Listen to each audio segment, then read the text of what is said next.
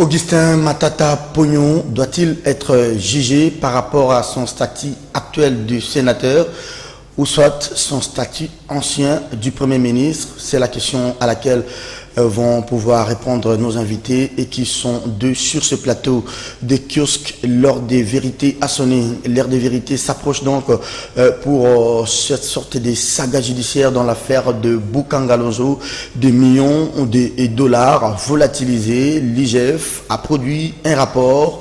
Rebondissement dans cette affaire, le parquet près la Cour constitutionnelle a saisi les deux chambres du Parlement pour l'autorisation, la levée des immunités et peut-être probablement l'autorisation du poursuite de Lombolombo dans les Maniema. Les avocats de Matata Pognon estiment qu'il faudrait un congrès réunissant les deux chambres pour procéder à cette procédure. D'autres encore pensent que l'ancien Premier ministre devrait être plutôt jugé à la cassation comme il bénéficie du privilège de la juridiction étant sénateur de la République. Madame, Monsieur, bonjour, merci de votre fidélité. Vous avez choisi Kiosque et d'ailleurs vous avez très bien fait. Vous allez vous informer abondamment avec des commentaires, des analyses, des hautes factures, des qualités des professionnels de médias. L'état d'urgence, c'est une autre forme de l'actualité qui reçoit l'adhésion de la représentation nationale. Les groupes politiques, les groupes provinciaux ont donc salué cet état d'urgence pris par le président de la République. Les députés ont pris la parole hier. Est-ce que c'est une démarche constitutionnelle ou bien il s'agissait tout simplement d'appeler à une adhésion populaire, mais aussi à soutenir l'action du chef de l'État? Question de décourager certains de nôtres qui sont en train de financer ces groupes armés. On va rester à l'Assemblée nationale. Justement, cette sonnette d'alarme du député Délice Sanga Impung, il trouve que les 33 et les 34 jours qui restent pour la clôture de cette session de mars ne seront pas suffisants pour pouvoir débattre et voter la loi sur la réforme et la mise en place du bureau de la Commission électorale nationale indépendante. Son tweet est très évocateur pour Délice Sanga. Donc, il faut oublier, et si vous parlez avec certains parlementaires, il y a déjà un retard sur le plan de la programmation en termes de processus électoral de près d'un an. Aujourd'hui, la PAJ traîne les pas, la TAJ joue au pas des tortilles. On en parle également tout à l'heure dans cette émission. Merci à vous, madame, monsieur. Bienvenue. On va peut-être prendre le tout premier invité, Claude Molicho Kayembe. Claude, bonjour. Bonjour Serge, merci de l'invitation. Kalmbelembele Amanyema. Oui, oui, akotoke boy, kila mzungu na yake meza. Tu mets la longue plus kabaki, c'est-à-dire que tout le monde est chef chez lui. Donc vous pouvez être riche, mais quelqu'un, tu ne verras personne venir chez toi pour te demander une assistance. Chacun est sûr de lui-même au Maniema, c'est comme ça qu'il oui, j'étais c'est pas de l'orgueil, mais c'est de la personnalité. Quelqu'un, tout le monde veut tient à sa personnalité. Merci beaucoup, Claude Molicho Kayembe. J'étais à Kindu, hein, j'ai vu la ville qui renaît de ses cendres. Je vis tout ce qu'il y a eu comme investissement. Mais sinon, à l'absence de ces petits investissements, je dirais Kindu serait un grand village. Hein. Kindu, Port-en-Pain, parce que Kindu c'est le carrefour de la République. En principe, Kindu est au centre de la République démocratique du Congo. Kindu est traversé par le fleuve. Kindu a un réseau de chemin de fer. Kindu a un aéroport qu'on peut qualifier d'international parce que des gros porteurs peuvent atterrir à l'aéroport de Kindu, sur la piste de Kindu. Donc Kindu, c'est une ville qui devrait depuis longtemps, depuis toujours être modernisée. Et ici, coup de chapeau à Augustin Matata Pognon, sous le leadership de Joseph Kabila Kabange, parce que Joseph Kabila Kabange a constaté un jour, il arrive à Kindu, ses chaussures étaient poussiéreuses. Alors, il a dit que non, il faut qu'on fallait arranger la voirie. Hein? La voirie urbaine de Kindu est modernisée aujourd'hui. Lorsqu'il est arrivé encore pour une seconde fois, il a constaté que vraiment Kindu est devenue une belle ville, urbanisée et digne. Mais ce n'est pas tout, parce que Kindu a besoin de l'énergie électrique. Kindu, c'est une ville à vocation industrielle.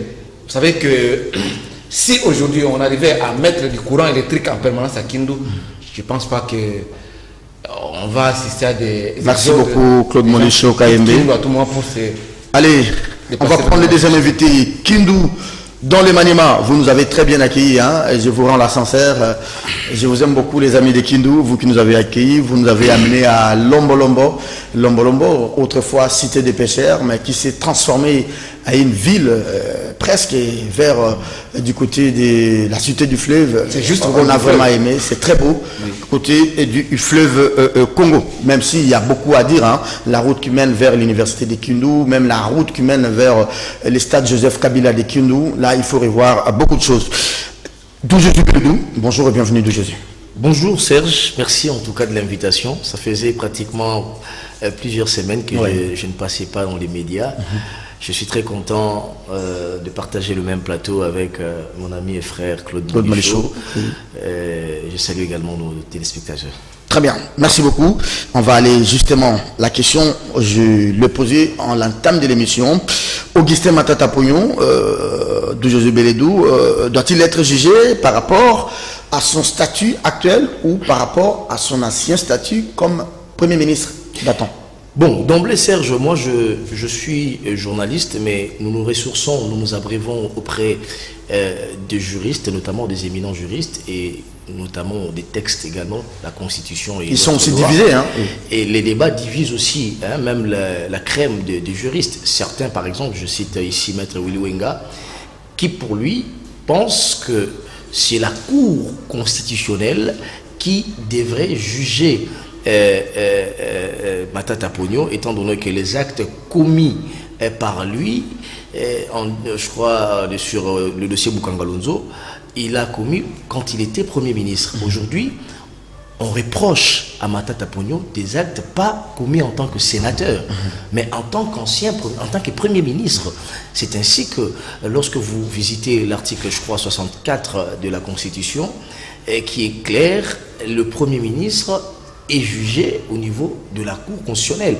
C'est ici même l'essence même de la saisine du procureur général près la Cour constitutionnelle, qui a saisi les deux chambres du Parlement pour la levée des humilités de Matata Pognon. Et de l'autre côté... Ah oui, terminez d'abord votre son de cloche. Et de l'autre côté, puisque je disais ici que ça divise, de l'autre côté, il y a des juristes qui pensent que Matata Pognon devrait être jugé au niveau de la Cour de cassation, donc le procureur près la Cour de cassation qui devait s'en saisir, étant donné que au moment où nous faisons cette émission, c'est un sénateur. Ils évoquent même ce qu'on appelle le principe de non-rétroactivité en droit. Ça, ce sont des hypothèses qu'on est là. On en parle. Moi, en tant que journaliste... Attendez, ça c'est l'aspect que nous allons aborder. Justement. J'aimerais que Claude Malichot aussi puisse donner son point de vue. Là, votre co-débatteur et confrère de Jésus s'est limité à donner les deux versions croisées des juristes. Et quel est, vous, votre point de vue? Avec l'ancien ou avec le nouveau statut? Autre question, est-ce que c'est les parquets près la Cour constitutionnelle qui s'est auto-saisi de ces rapports ou de ce bruit, ou bien c'est un laxisme au niveau du parquet près la cassation, ou soit encore l'IGF avait déposé ce dossier sur la table du procureur près la Cour constitutionnelle? Bon, l'IGF a déposé son rapport et le parquet près la Cour constitutionnelle a saisi le Sénat pour enlever les immunités. Et l'Assemblée nationale? Et l'Assemblée nationale, parce que c'est le Congrès qui doit essayer un peu de lever les unités de Matata Pognon. Mais moi, je me dis que ce soit le parquet près la Cour de cassation, ou soit le parquet près la Cour constitutionnelle, c'est la justice congolaise. Très bien. C'est la justice congolaise. Et moi, je salue la sportivité de Matata Pognon. Matata Pognon dit que je rentre parce qu'il est à Conakry. Il rentre au pays pour affronter la justice congolaise. C'est vraiment une attitude... Non, pas la justice congolaise. Il a dit la justice instrumentalisée. Oui, la justice instrumentalisée. Parce que tout le monde constate que vous êtes journaliste. Non, moi je ne constate rien. Vous savez que l'IGF ne doit pas seulement se limiter à mener des enquêtes sur Matata ou sur, c'est pas moi, mais on ne voit pas l'IGF dans les dépassements budgétaires de la présidence. C'est l'argent de l'État, ce sont des fonds publics qui relèvent de la compétence de l'IGF. On ne voit pas l'IGF. Dans l'affaire avec 12 millions de rétrocommissions au niveau du ministère de l'économie, oui. On n'a pas vu l'IGF là-bas, on n'a pas vu l'IGF sur la mauvaise gestion du fonds Covid avec l'ancien ministre de la Santé. Oui. Mais pourquoi? Parce qu'ils sont des lits de peste. Alors merci. Nous ne devons pas aller avec le justice à double vitesse. Si vous enquêtez pour Matata Pognon, enquêtez aussi pour Etienne Longondo, enquêtez aussi pour Acacia, enquêtez aussi pour la présidence de la République. Alors on va y aller. C'est ça le problème ou la problématique qui se trouve dans notre justice. Alors, on va y aller méthodiquement. Si- On va y aller méthodiquement. Ok. Le début, c'était d'abord que vous puissiez donner vos points de vue sur les statuts actuels ou les statuts anciens. Non. J'ai En aimé principe, ce que vous avez dit. Je précise. Non, vous avez dit ceci. Oui. Que ce soit la constitutionnelle, Oui. que ce soit la cassation, c'est le la plus important, c'est la justice congolaise. Oui. C'est ce que l'on peut maintenant retenir de votre analyse. Oui. Alors, d'où Jésus, je reviens à vous. Est-ce que évoquer aujourd'hui la question du Congrès, c'est-à-dire Sénat et Assemblée réunie, elle ne peut pas s'apparenter aux yeux des uns et des autres comme une sorte de dilatoire, parce que ça risque encore d'alourdir un peu la procédure, et avec des frais y afférents. Ouais, justement, il y a une volonté délibérée d'un dilatoire, c'est de surseoir, c'est la poursuite au niveau La cassation. de la Cour. Mais moi, j'aimerais un peu revenir à ce que a dit Claude Molichou. On a tendance, généralement, lorsqu'il s'agit des dossiers qui concernent l'État, les trésors publics dilapidés, on a tendance à trouver des excuses. Il n'y a pas que chez Claude Molichou. Et vous poserez la question même à certains qui sont au pouvoir. Ils justifient par les mal trouvés lors de la gestion de la Kabylie. Ici, il est question, Serge Kabongo, d'encourager la justice. Je vais poser les bases. Le rapport que produit l'inspection générale des finances sont d'ordre administratif et juridique. C'est-à-dire l'IGF, qui est un service qui dépend de la présidence de la République, fait les rapports au niveau de la présidence de la République et au niveau du procureur général. Et les procureurs généraux qui jugent effectivement, puisqu'il a des éléments, de poursuivre ou pas. Ici, l'IGF n'a jamais cité Matata Pogno dans aucun de ses déclarations. Ce sont des agitations venant de Matata Pogno. Mais il fait la publicité de ces rapports. S'il vous plaît. Non, il ne fait pas la publicité de ces rapports. L'IGF dit qu'il a remis le rapport au président de la République et au niveau du procureur général de la République, dans les instances judiciaires, il y a 7 personnes, Serge, qui sont répertoriées dans la débâcle de Boukangalonzo. 7 personnes. Mais là, vous montrez 5, il faut faire ça, 7. 7 personnes, excusez-moi, 7 personnes. Mais pourquoi l'agitation provient beaucoup plus chez Matata Pogno? C'est parce que, justement, lorsque nous entrons dans le fond du dossier, on constate que l'homme orchestre dans tout ceci, c'est Matata Pogno. Il s'agit pas d'acharnement. Non, ne parlez même pas de l'auteur intellectuel. On nous dit, par exemple, que le marché de près de 300 millions de dollars a été remis à Africom, à Commodities, une société sud-africaine, sans qu'il y ait un appel d'offres. C'est un marché de gré à gré. Voyez-vous? Alors, lorsque vous posez la question, qui a octroyé ces marchés à la société Africom, on vous dit que c'est de l'acharnement. Est-ce que les Congolais n'ont pas le droit de savoir pourquoi la procédure n'a pas été respectée? Attendez, ça, ce sont... on peut se limiter là. Je prends 2-3 projets sous Matata Pogno. Je prends l'immeuble intelligent, là où les ministres siègent aujourd'hui. Je prends les avions de Congo Airways. Transco. Non, je parle de ce que je maîtrise. Oui. L'immeuble intelligent, qui n'a pas été budgétisé. On n'a pas fait l'appel d'offres. Je parle des avions. Là, on verra peut-être ces dossiers-là après. Non, c'est là où je dis. Lorsque vous dites que vous êtes champion dans la bonne gouvernance, vous devez savoir que lorsqu'on est partisan de la bonne gouvernance, il faut accepter certains principes. Et parmi ces principes, il y a notamment la redevabilité. Voyez-vous, la procédure de ce qui se passe aujourd'hui, j'ai suivi Matata Pogno, j'ai vu des tweets de Matata Pogno. Il a parlé d'une justice instrumentalisée. Il parle de juges instrumentalisés. Il qualifie l'IGF d'un service folklore. Alors, vous dites que vous êtes partisan de la bonne gouvernance, mais vous refusez d'être audité. Vous refusez de rendre compte devant la justice, devant peut-être ceux qui ont fait l'enquête. C'est là où il y a un flou. Vous avez évoqué ici l'immeuble intelligent et les autres. C'est pareil. C'est pareil pour Boukangalonzo. Il n'y a jamais eu le respect de la chaîne des dépenses. C'est-à-dire, on part du ministère du budget, on arrive au milieu de finances jusqu'à arriver Tout c'est en procédure d'urgence. Tout a été fait en procédure d'urgence, voyez-vous. Et lorsque vous posez la question, par exemple, vous descendez à Boukangalonzo, on vous dit clairement que au-delà même de la débâcle, il y aurait eu des gens, des individus qui sont venus, les images existeraient même au niveau de l'inspection générale des finances et de la cellule de communication, parce que moi j'ai pris langue avec la cellule de communication en tant que journaliste, je ne pouvais pas divaguer au niveau des informations. Il faut aller prendre langue aussi avec la cellule de communication de Matata. Je parle notamment avec nos amis qui sont avec Matata Pogno. Congo Challenge. Justement, ce sont des confrères à moi, ce sont des cloches de gauche à droite. On nous dit il existerait des images où un notable en train d'intimer les instructions pour qu'on prenne les matériels qui sont là pour les amener dans une destination inconnue. Moi, je ne le confirme pas, mais ce sont des cloches que j'ai eues ici. Et donc, sur base de tous ces éléments, Serge Kabongo, sur base de ces décaissements, et on vous dit, par exemple, lorsque l'argent sortait au niveau de la Banque centrale, la procédure d'urgence, arrivait au niveau d'Africom à Commodities, à 10h, à 10h15, l'argent sortait rapidement de ces comptes-là pour prendre une destination inconnue. Il semble que l'Africom Commodities réclame encore de l'argent. Encore de l'argent. Alors, il s'agit de l'argent du contribuable. On nous a parlé de l'IGF de 285 millions de dollars. Imaginez-vous, on a parlé de Kindu ici. Par exemple, moi, je donne un exemple de chez moi, à Bouta. Il n'existait pas de routes principales et des routes secondaires. Avec 1 milliard ou 1 million de dollars, on peut construire 1 kilomètre de route, voyez-vous.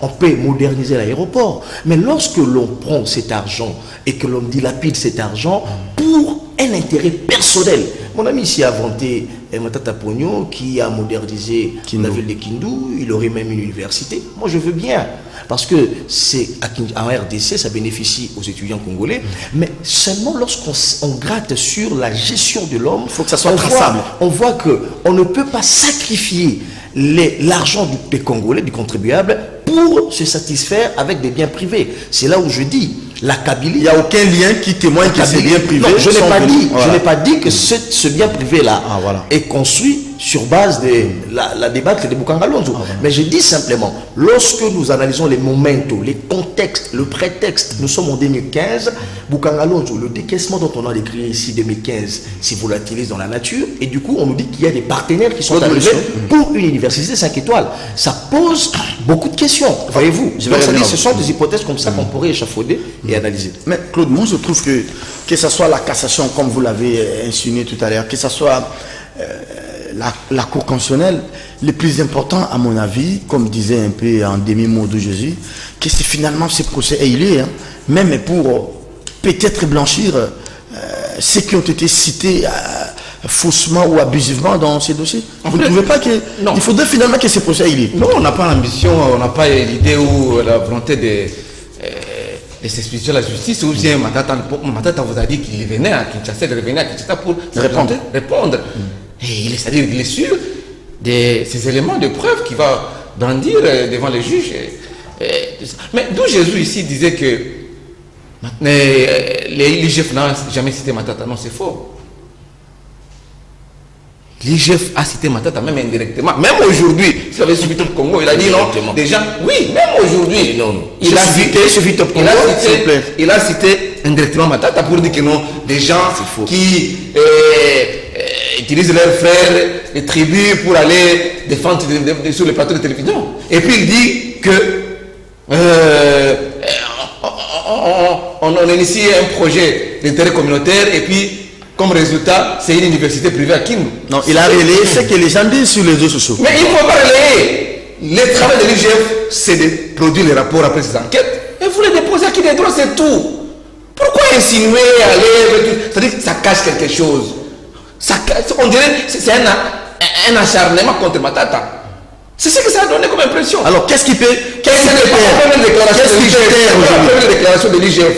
C'est la énième déclaration. Ce que nous disons, c'est pas votre travail, produisez le rapport, vous avez mené des enquêtes. Bon, c'est bien bon. C'est ça l'état des droits. Parce que nous sommes dans l'état des droits. Dites état des droits. Si nous sommes réellement dans un état de droit, vous vous arrêtez à vos compétences. Et la justice fait son travail. Qui ne veut pas que la justice se saisisse ou la justice fasse le travail ou juge Matata? Non. Matata lui-même dit qu'il sera là, il va répondre devant les juges. Alors, dire que non, l'IGF n'a jamais cité Matata, ça c'est faux. Donc, vous êtes journaliste, vous le savez très bien qu'il ne faudrait pas que ça donne impression comme s'il y avait un acharnement contre Matata ou contre ceux qui sont autour de Joseph Kabila Kabang. C'est ça. C'est ce que nous voyons. Parce que tous ceux-là qui sont de l'UDPS, je suis à la télévision, c'est public, tout le monde est en train de me suivre. Tous ceux-là qui sont de l'UDPS, qui ont semblé très mal gérés, dont les soupçons pèsent jusqu'aujourd'hui, d'où je suis journaliste, ils le savent, ils ne sont pas inquiétés. Même pas une idée de mener des enquêtes de l'IGF là-dedans. Non, aucune action. Est-ce que Matata n'est pas congolais ou soit c'est quand on est de l'Union sacrée de l'UDPS, on est super, on est intouchable, on devient intouchable. On ne doit pas créer encore une autre classe d'intouchables comme on a vu à l'époque des MP parti État. Parce qu'aujourd'hui, on a comme l'impression que si on n'est pas de l'Union sacrée, on n'est pas de l'UDPS, on doit être inquiété, on doit être poursuivi, on doit être malmené. Si on est de l'Union sacrée, on est de l'UDPS, non, on est d'abord sain. Même si on a mal géré, on devient sain. Et puis on est intouchable. Non, nous sommes dans quel pays? Mais nous voulons que l'État des droits réellement... Non, il y a des conseillers du président de la République qui ont été déférés devant leur juge naturel. Mon cher ami, nous disons ici les fonds Covid. Pourquoi on ne mène pas des enquêtes sur ça? Nous disons ici, il y a des traces sur les 12 millions, dans les 80 millions de taxes des pétroliers. Pourquoi l'IGF ne saisit pas les dossiers? Ou même les procureurs, parce que la justice aussi a la mission de mener des enquêtes sur certains dossiers. La justice va se saisir même sur un article publié par les journalistes. La justice va se saisir. Parce que ce n'est pas dit que lorsqu'on mène des enquêtes sur une personnalité ou sur une gestion quelconque, déjà on est condamné. Non, on bénéficie de la présomption d'innocence. Mais ceux qui sont censés faire le travail doivent le faire et correctement. C'est ça l'état de droit. Sinon, nous ne sommes pas dans un état de droit. Calmement, oui. Je peux se placer un mot. Vous savez, il y a... Mais vous savez quand même cette sportivité des Matata qui est oui, là où j'en viens. Mais je comprends les agitations de Claude Molichot. Je ne m'agite pas. Si vous parlez de dénoncer les choses, si vous parlez l'un après l'autre. Je comprends les agitations de Claude Molichot. J'étais avec lui sur un plateau de télévision lorsque Kabunda a été débouté par le Conseil d'État qui a jugé la requête en référé des non fondés. Des non fondés. Kabunda a été défenestré. On a applaudi, Claude Molichot a applaudi.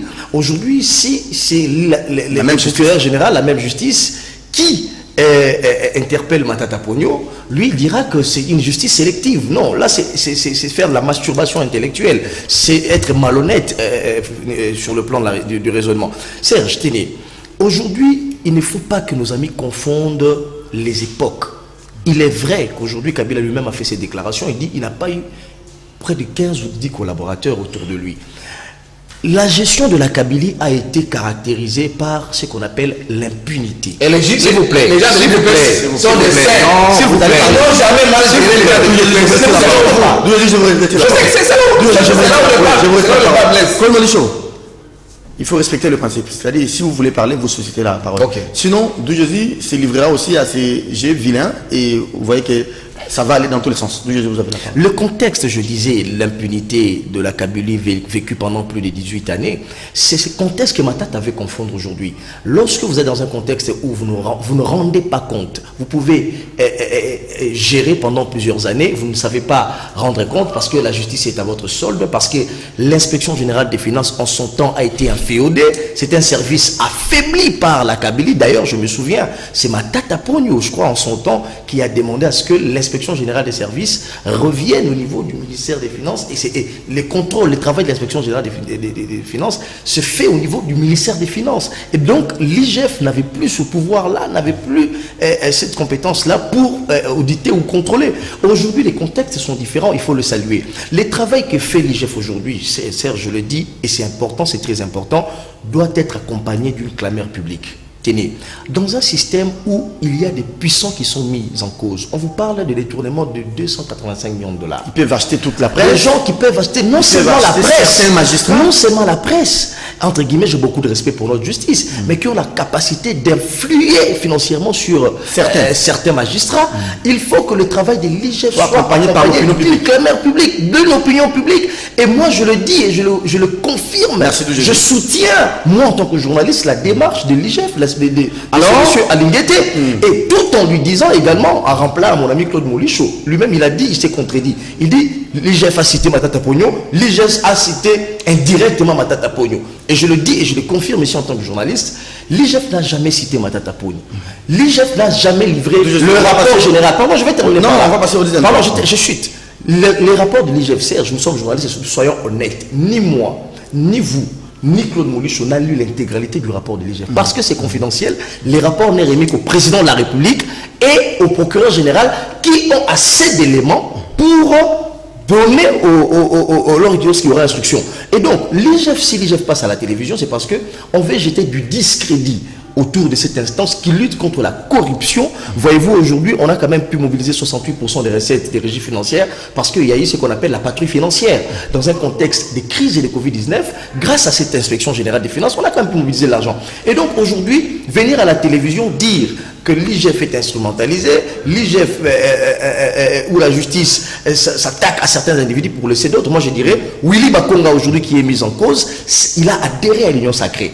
Mais il est mis en cause. Cela n'a pas fait de lui. Merci beaucoup. Alors, les rapports, les différents rapports de l'IGF, même sa parole, ce ne sont pas des paroles d'évangile. Hein.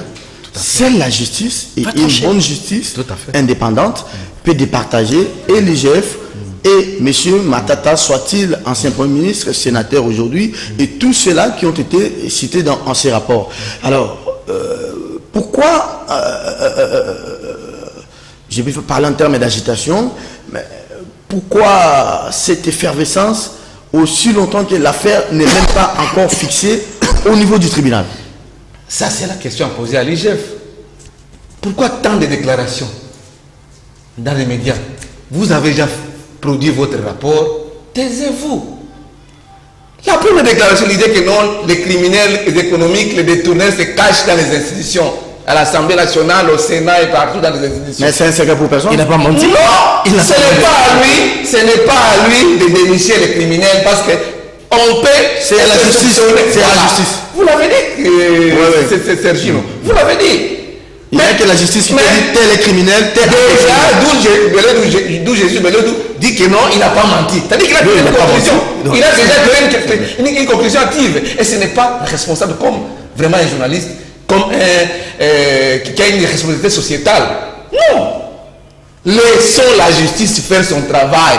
Vous décriez, si je comprends bien, des déclarations, la pagette est orientée. Est-ce qu'il faudrait prendre l'option de l'IGF, comme Jésus l'a soutenu, comme une question d'interpeller l'opinion qui doit l'accompagner, ou bien une question d'orienter déjà l'opinion pour que l'opinion ait sur elle déjà une idée, ses victimes. Voilà. Et l'hôtel a déjà détourné. Voilà. C'est un voleur de données publiques. Et conditionner les juges à condamner. Ce n'est pas propre. Attendez. Si l'IGF dépend de la présidence de la République, moi je demanderai au président de la République de faire taire l'inspecteur général des finances, Alinguete, qui ne parle plus, qui mène ses enquêtes dans les coulisses. D'abord, une bonne enquête se mène dans les coulisses. Même les journalistes, on nous a dit, quand on fait les dépistages, l'information ne devrait pas cachée. Nous menons nos enquêtes journalistiques, nous les faisons dans le silence. Non,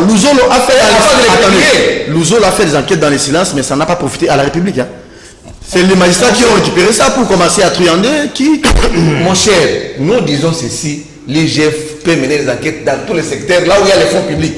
Là où les fonds publics ont été décaissés et gérés. Même chez Acacia. Même chez la présidente de la République.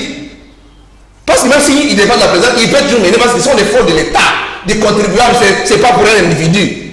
C'est ça la justice. Mais pourquoi faire tant de déclarations et orienter?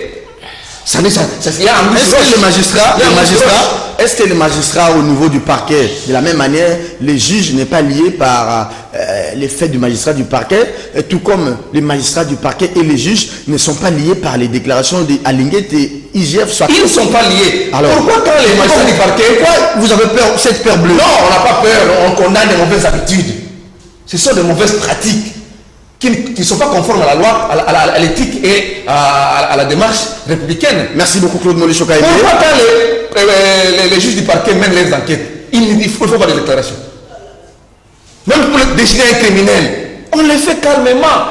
On dit c'est une instruction préjuridictionnelle. Il est en train de tout déclarer dans tous les sens de chaque jour. C'est pas propre pour un meneur d'enquête. Merci beaucoup Claude Molichon, merci beaucoup Abdou José. Si vous avez besoin d'ajouter quelque chose, vous attendez quand je vais vous accorder la parole pour ce deuxième thème de l'émission. Téléspectateurs, vous qui regardez Kiosque, auditeurs, vous qui suivez Kiosque à la Ralique, bienvenue. Deuxième Et avant-dernier numéro, on ne va pas s'attarder là-dessus, hein, cette déclaration d'adhésion à l'Assemblée nationale, c'est une déclaration politique, hein, ça n'a rien à voir des constitutionnels, quand les groupes parlementaires, les caucus des élus de province qui viennent pour faire cette déclaration d'adhésion. Non, ça a été fait d'une façon un peu hâtive parce qu'il fallait bien préparer cela. Vous savez que quand toute une province représentée à la représentation nationale, à l'Assemblée nationale, viennent avec un bout de papier pour dire que non, nous soutenons l'état de siège, alors 2 minutes et puis non. Ça doit se discuter dans des groupes parlementaires avant la tenue de la plénière. Donc ça a été fait d'une façon un peu pas préparée. Mais les bons côtés... Et les bons côtés, c'est que nous soutenons. Moi, Claude Maurice, je soutiens l'état d'urgence. L'état de siège à l'Est. Pardon, excusez-moi. L'état de siège décrété par le chef de l'État. Parce qu'il faut changer de méthode depuis un certain temps. Les mêmes méthodes n'ont pas produit des résultats escomptés. Et le chef de l'État dit que non, il faut vraiment des gouverneurs militaires et assister des policiers. Il faut gérer autrement cette question de sécurité et de paix dans l'Est de la République. Moi, je salue. Je salue. Mais il ne faudrait pas que quand les autres saluent, qui ne sont pas dans l'union sacrée, que du côté de l'UDPS et de l'union sacrée, qu'on vienne avec des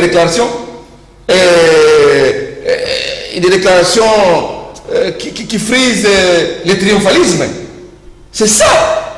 C'est ça le problème que nous... Vous avez dit à l'entame de l'émission qu'on ne va pas beaucoup s'attarder sur la question. On va redire sur l'état. Parce que nous sentons vraiment des autres côtés, c'est le triomphalisme.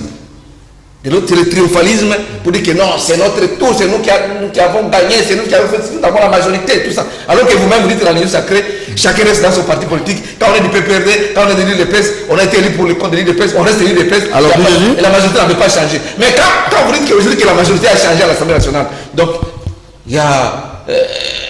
on ne comprend plus rien. Nous sommes alors, les députés ont voulu juste apporter un soutien politique à la démarche du président de la République, peut-être. Hein. Bon, en fait, on a besoin de l'adhésion de tous. Quand déjà les députés... c'est une question nationale. Quand les députés adhèrent, c'est-à-dire ils viennent adhérer avec la base et toute la population. Et c'est cette population-là, particulièrement celle de l'Est, là où les opérations sont en cours. Cette population doit collaborer avec les forces de défense. Justement, merci beaucoup Serge. Je crois que s'agissant des questions qui touchent à la souveraineté de l'État, il faudrait qu'il y ait cette solidarité-là. Voyez-vous, je crois que l'urgence dont appelé Matata Pogno pour le décaissement de l'argent de Bukangalunzo, je crois que cette urgence-là devrait plutôt se constater au niveau des institutions en ce moment-ci. Et lorsque les députés, les caucus de députés soutiennent l'état d'urgence lancé par le président de la République, c'est pour l'intérêt des Congolais, des compatriotes qui sont dans l'Est du pays. C'est une solution qui était attendue par tous les Congolais et placer une administration militaire pour finalement voir qui est tireur des ficelles, qui ne l'est pas. Aujourd'hui, les députés l'ont fait diligence, je crois, et ils ont raison de le faire pour avoir un peu un éclaircissement dans cette question de l'insécurité dans l'Est du pays. Et donc, au moment où nous parlons de Serge Kabongo, depuis 4 jours, 10 mouvements rebelles ont été neutralisés, notamment en Ituri. Et c'est la prouesse des forces armées de la République démocratique du Congo. Ça, Claude Maurice, on ne dira jamais. Et au moment où nous parlons dans l'Est de la République démocratique du Congo, on n'a pas tué, ça fait 3 ou 4 jours. Et ça, Claude Maurice, on ne le dira pas. Le travail est en train de se faire. Il soutient l'état de siège. Il faut encourager. Il soutient à demi-mot. Parce qu'il amène tout au niveau du FCC. S'il vous plaît, il amène le tout au niveau de l'UDPS. Non, union sacrée. Ignorant, s'il vous plaît. Vous pouvez pas être militaire, un militant du FCC ou du PPRD, mais sur des questions qui touchent à la souveraineté. Je ne suis pas militant. Les PPRD, je rappelle que les PPRD a soutenu même cet état. Le FCC a pris acte de siège. Il a soutenu, il maintient le Serge, non, je vais terminer s'il vous plaît. Serge, c'est très important de le dire. Pourquoi on a peur de dire la vérité en République démocratique du Congo? Lorsque Mbosso vous dit, au niveau de l'Assemblée nationale par exemple, quittez les groupes armés. Quittez les groupes armés, vous qui êtes élu national, quittez les groupes armés. On dit non, il a titillé les députés de l'Est pour dire qu'ils sont criminels. Non. On en est où avec la pétition contre Mbosso? Aujourd'hui, voilà, on n'en parle plus. Ce sont des émotions. C'est là où je dis, Claude Maurice tombe souvent dans les émotions. Non. Je risque de donner raison à celui qui a dit l'émotion est nègre, la raison est hélène. Beaucoup plus quand il vient sur un plateau de télévision, il brandit l'émotion. C'est pour ça que Kamere, lorsqu'il vous disait les troupes rwandaises sont en RDC, et sans saisir l'Assemblée nationale, il a été défenestré par la Kabylie.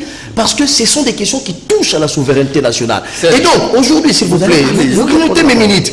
Aujourd'hui, quand Linguete vous dit, par exemple, que les criminels économiques, Serge Kabongo, vous êtes journaliste comme moi, comme Claude Molichon, sont au niveau de cette assemblée, au niveau des institutions de la République, je vous prends un exemple. Je ne jette pas en pâture le Sénat, je respecte beaucoup les professeurs Bahati Lukwebo, d'ailleurs, qui a ridoré l'image de ce Sénat. Mais n'a-t-on pas décrié sur ce plateau de télévision la corruption à ciel ouvert qui s'est faisait lors des élections au niveau de l'Assemblée? Fatih même a demandé la suspension de l'installation du Sénat. Et Claude Molichon était parmi les gens qui disaient, voilà, c'est ça, le pouvoir de Fatih, la corruption. Voyez-vous? Et donc aujourd'hui, non, quand tu parlais, je n'ai pas la réalisation me fait signe que je dois accorder. Attendez, la réalisation me fait signe que je dois accorder 4 minutes à Claude Molichon. Oui. Ça, c'est vraiment le chrono qui vraiment le faire parvenir. Il a beaucoup de temps. Alors que Molichon. Et donc aujourd'hui, Alinguet te le dire ne veut pas dire que je chute. Ne veut pas dire qu'Alinguet a insulté les institutions de la République. Non, mais il vous dit des choses pour que la justice se saisisse et fasse son travail. Je vais terminer par Matata Polo. Non. Lorsque Matata Polo traite Jean-Claude Mukolo, il dit des politiquement instrumentalisés. Ça, vous ne pouvez pas condamner, c'est dire de Matata Polo. Lorsque Matata Polo traite les inspecteurs de l'IGF pour qui la plupart ont été avec lui à l'université, peut-être mieux que lui au niveau des résultats académiques, lorsqu'il les traite de folklore, il jette en pâture les gens qui sont inspecteurs, qui ont plus de 30 ans de carrière en pâture. Là, vous n'allez pas le voir. Et lorsque Alinguet vous dit qu'il y a des criminels économiques, vous devez faire de la masturbation sur le plateau de télévision. C'est déséquilibré. Alors, vous avez constaté que vous allez récupérer même 5 minutes. Hein, avec, c'est plus de 5. Non, c'est pas vous qui décidez. C'est l'évolution. Avec amour, on peut aborder cette sonnette d'alarme ou ces cris d'alarme du député Délice Sanga Impung. Il n'est pas de moins. Les élections de il est membre de la commission PAJ. Oui. Mais il dit que les jours qui restent ne vont pas permettre au Parlement de pouvoir procéder à la réforme et la mise en place de la CENI. Oui. Qu'est-ce qu'il veut dire justement? Serge, permettez juste en quelques mots de balayer un peu ce que... Toilettage technique. L'incrédulité que mon ami et frère... Allez-y rapidement. Non, Bézédou, nous ne sommes pas ici sous les bois, où les gens racontent n'importe quoi et n'importe comment. Nous sommes à l'Assemblée nationale. Et c'est le président de l'Assemblée nationale qui vous dit que non, il y a des députés qui sont impliqués dans les tueries dans l'Est de la République démocratique du Congo. C'est pas sous les bois, c'est pas un militant ou un combattant de l'UDPS qui a déclaré. C'est un président de l'Assemblée nationale. Donc il détient tous les éléments possibles avant de les déclarer. Mais nous sommes là. C'est-à-dire qu'il a des éléments. Il a des preuves qu'il y a des députés, et même leur nom. Mais qu'il communique même aux agents de sécurité. S'il ne veut pas les publier, qu'il donne aux agents de sécurité. Parce que quand vous dites que quitter, c'est-à-dire qu'il les connaît. Vous connaissez tous ces députés-là qui sont... Pas se répéter. Est-ce qu'on peut évoluer maintenant? C'est ça là. Oui, ça vous l'avez dit, mais non, vous risquez de vous répéter. Et puis il parle de l'IGF. Non, ce n'est pas à l'IGF de demander à la justice de faire son travail. Ce n'est pas à l'IGF. Ça, vous l'avez déjà dit il y a 8 minutes. J'aimerais que vous puissiez maintenant commenter ce que Délice Sanga a dit. Est-ce qu'il n'y a pas une volonté? Délice Sanga, il n'y a pas une détermination? Est-ce qu'il n'y a pas un engagement pour que nous puissions installer la CENI pendant cette session de mars qui va s'achever dans 32-33 jours? Mais il y a des tergiversations.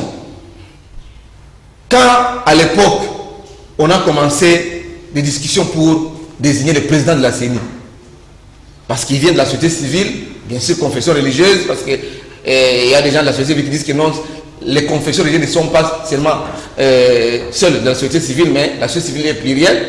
Mais il y a eu des discussions au niveau de la CENCO, à l'époque de Ronsard Malonda. Ça a produit ce que ça a produit depuis l'année passée, le mois de juin. Ça a coûté même le siège de Mabunda au Perchoir comme présidente de l'Assemblée nationale. Et aujourd'hui, depuis que Mabunda est parti, pour faire avancer la loi, Loutoundé est devenu ministre aujourd'hui, mais il a laissé une proposition de loi à l'Assemblée nationale sur les élections. Justement, voici. On est en train de regarder les priorités ailleurs. Sur les éléments, voici maintenant les éléments. Oui. Vous parlez de la proposition Lutundula. Oui. Dans cette proposition, Lutundula l'avait faite à l'époque où lui, il était dans l'opposition. Non, oui. Attendez, je dois vous donner les éléments pour que vous puissiez argumenter. Oui. Il avait dit qu'il fallait une représentation paritaire. Oui, équilibrée. 4 membres opposition, 4 membres majorité, et les 4 membres, s'il vous plaît. Oui. 4 membres opposition, 4 membres majorité, 4 membres société civile. Oui. Mais aujourd'hui, parce que là, à l'époque, c'était Kabila et Tshisekedi qui étaient dans la majorité. Mais aujourd'hui, la majorité a basculé. L'on ne veut plus de cette représentativité paritaire. Vous avez vu les options soulevées par les bureaux et Mbosso pour dire non, il faudrait que l'Union sacrée ait 7 membres, l'opposition 3 membres et la société civile 5 membres. C'est ça justement. Serge, on veut faire plaisir aux gens, les éviter pour rien. Mais c'est à l'Union sacrée, on nous a dit que non, la majorité avait basculé. Quand on est PPRD, on reste PPRD. On est l'UDPS, on reste l'UDPS à l'Assemblée nationale. Quand on était élu sur les listes de l'UDPS, on reste l'UDPS. Mais aujourd'hui, la majorité a basculé comment? C'est ça la question que je me pose. Sur quelle base? On a fait des élections anticipées pour que la majorité bascule? Non. À l'Union sacrée, nous a dit que non, ce n'est pas, c'est la vision. C'est la vision du chef de l'État. Mais quelle est cette vision? On nous a pas expliqué jusqu'aujourd'hui. Est-ce que c'est retard dans l'examen? Moi, je pense que vous voulez la population, on va viser sur l'essentiel. Mais écoutez d'abord les questions, Claude. Est-ce que ces retards peuvent avoir des répercussions sur la suite du processus électoral? Naturellement. Naturellement, parce qu'on a accusé déjà du retard. Les 15 jours, on clôture la session de mars. Est-ce qu'il y aura-t-il, parce qu'on a appris que... Une session extraordinaire? Il y aurait une session extraordinaire, je ne sais pas. Parce qu'on a appris que les bureaux de l'Assemblée nationale sont en train de préparer les renouvellements de l'état de siège. Au-delà de 30 jours, il faut qu'on y aille. Bon, c'est leur droit. S'il y aurait une session extraordinaire, mais ça engage des fonds pendant que l'État a besoin de l'argent pour préparer l'élection. Combien garde de temps pour préparer le 2023? Merci beaucoup. 2023. Il faut que l'Assemblée nationale vise l'essentiel. On ne doit pas aller dans les futilités. L'essentiel, ce sont les élections. L'essentiel, c'est les social de la population, les infrastructures. Est-ce que l'Assemblée n'est pas bloquée par les intérêts qui se négocient ailleurs que ici? Non, l'Assemblée, parce que c'est l'Union sacrée, l'Assemblée fait faire plaisir au chef de l'État et sacrifier la population. Vous n'êtes pas une représentation nationale. Merci beaucoup, Claude. Vous avez épuisé votre temps d'antenne. D'où vous avez 2 minutes. En tout cas, c'est bien dommage que ça vienne de quelqu'un comme Sesanga, parce qu'il est parmi les parlementaires rompus depuis bientôt 10-15 ans. C'est malheureux que ça vienne de lui. Il est membre de la commission PAJ. Quand il dit des choses comme ça sur la place publique, c'est qu'au niveau de la commission, rien ne marche. Rien ne marche. Non, je crois que Serge, il faudrait prendre les bons angles de cette... Je vais interpeller les gens peut-être. De ce mot de Sesanga. Je crois que Sesanga veut simplement dire accélérer le travail au niveau de l'Assemblée nationale parce que nous devons avoir des élections en 2023. Et donc, le chef de l'État lui-même l'a délibérément dit qu'il veut qu'il y ait élection en 2023 et la CENI, l'Assemblée nationale, s'y attelle par rapport à ça. Dire ici, l'Assemblée nationale veut satisfaire Tshisekedi, je ne sais pas, veut satisfaire Tshisekedi, pourquoi... Non, vous n'êtes pas obligé de répondre à tout ce qu'il dit. Non, je ne réponds pas, j'analyse. Non, je ne réponds pas, j'analyse. Voyez-vous, j'analyse et je le dis au cours de mon analyse, l'Assemblée nationale n'a pas pour vocation de satisfaire Tshisekedi. Ce que Sesanga a fait, c'est une interpellation aux élus pour qu'on accélère avec la loi Lutundula, parce qu'on doit avoir la loi sur la CENI. Et ça, c'est une urgence. Merci. Ça, c'est le premier élément. Et il faudrait aussi voir dans cette démarche, si cela n'aboutit pas, il faudrait voir une session extraordinaire. Par exemple, vous avez dit 2 minutes, il me reste 30 secondes. Allez-y, 2 minutes. Voilà. 35 d'ailleurs. 30 secondes, 35. Il faut une session extraordinaire pour le toilettage de la loi Lutundula afin d'avoir cette loi. La CENI, sachant la question de la CENI, moi, je crois que j'ai déjà un portrait robot de ceux qui peuvent ou celui qui peut être président de la Commission électorale nationale indépendante. Je crois qu'il ne faudrait pas voir des gens qui s'improvisent aujourd'hui de la société civile, de certaines confessions. Qui n'étaient pas hier dans les combats. Aujourd'hui, ils veulent venir récolter. Moi, je le dis comme ça, je n'ai pas d'acquaintance avec lui, je ne le sais pas, je ne connais pas trop. Je vous parle par exemple d'Hervé Diakessé. C'est quelqu'un qui a été dans l'alternance. Il a combattu pour que finalement nous ayons cette alternance-là. Ça dit ce sont des routiers, des gens qui ont voulu qu'il y ait les cycles électoraux répétés au niveau du pays. Et ça, ce sont des bons profits par exemple. Quelqu'un qui a été au niveau de la CENI pour organiser l'élection lors de 1+4, qui a été à la tête, il a été à la manœuvre.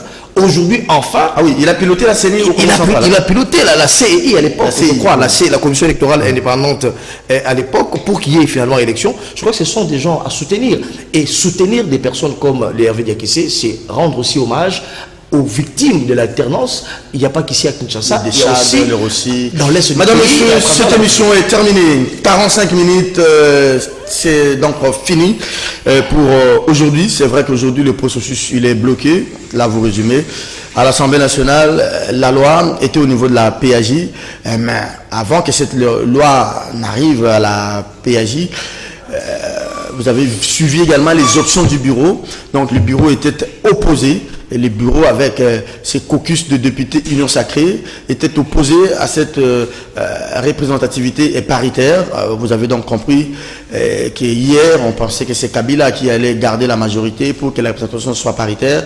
Mais aujourd'hui, ce n'est plus Kabila. On trouve qu'il faut retourner à l'ancienne formule majorité, beaucoup de membres opposition. Donc la CENI n'est pas un butin des élections. Ce n'est pas parce que vous avez gagné les élections que vous devez avoir beaucoup de membres à la CENI. Non. Si Kabila l'a fait hier, vous ne pouvez pas venir et surfer sur les mauvaises recettes de Kabila hier. Et donc, si vous décriez Kabila hier, il ne faut pas utiliser les mêmes méthodes de Kabila. C'est peut-être ça qui serait à la base de ces blocages au niveau de l'Assemblée nationale. Puisque ça bloque, donc le processus de désignation également au niveau des confessions religieuses va indubitablement être bloqué. Et quant à l'état de siège, tous les soutiennent, mais nous avons dit qu'avec Moïse Moussangana sur ce plateau qu'il fallait anticiper la communication. Ça sera maintenant des tirs croisés des ONG des droits de l'homme qui sont sous-traités par les multinationales. Ils vont peut-être chercher à gratter et sur les passés de nos forces armées et sur les commandants des opérations, et une manière de pouvoir jeter de l'opprobre sur le travail et de décourager les forces de défense et de sécurité. C'est aussi notre rôle comme presse nationale, comme presse de Kinshasa, de pouvoir accompagner cet état de siège et d'accompagner nos forces de défense et de sécurité. Mais il faudrait aussi qu'une justice militaire soit à l'œuvre sur place pour pouvoir, même en termes de dissuasion, pousser les militaires à bien se comporter par rapport au code militaire en ce qui concerne les opérations militaires. Je sais de quoi je parle. Madame, monsieur, cette émission est terminée. On se retrouve demain, ça sera jeudi. On va peut-être ou pas parler de l'économie. Merci à Claude et merci à Dieu Jésus. Merci. Merci.